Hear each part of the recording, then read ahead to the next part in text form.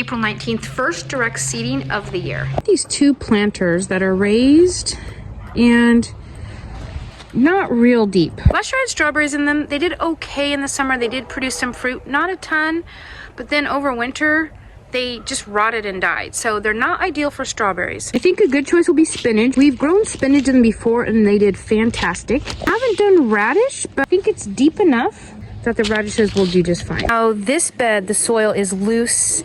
It's got a lot of perlite in it, which makes it drain really well.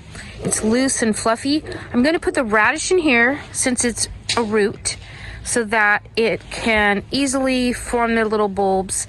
The only negative thing is this is pretty fertile, so I don't know if I'm gonna get a lot of greens and not as much root, but we'll see. I was thinking I was gonna put lettuce in it, and I put some composted chicken manure in there, which is pretty high nitrogen. Not the best choice for radishes since it's a root crop. I'm gonna go ahead and give them a try. We eat the radish tops, so it's a win-win either way. This one doesn't have the perlite, and I just don't want to go get the perlite out of storage. It does have added composted manure to it, so I am just gonna go ahead. I mean, there's a little bit of root chunks in here from before too. It's not quite as nice as this one texture wise, but I think the spinach will do great. I'm gonna plant cherry bell radish in here.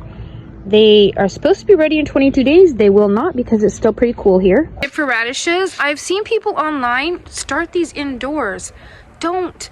Just start them in the ground. Root things don't like to be transplanted. They can be, but they won't do as well as if you just start them in the ground. Okay, so I'm just going to plant them about 1 inch apart.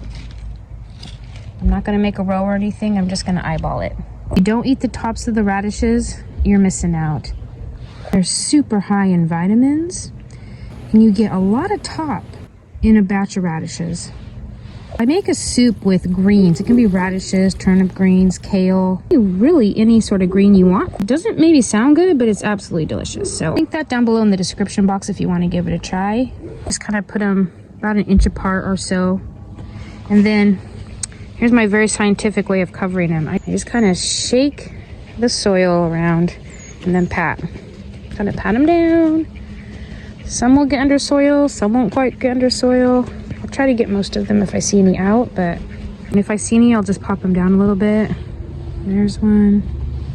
There's one. There.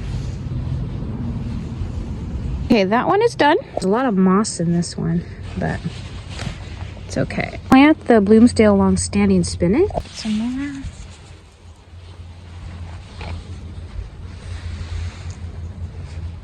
The same method. I'm just kind of pushing them down in the soil.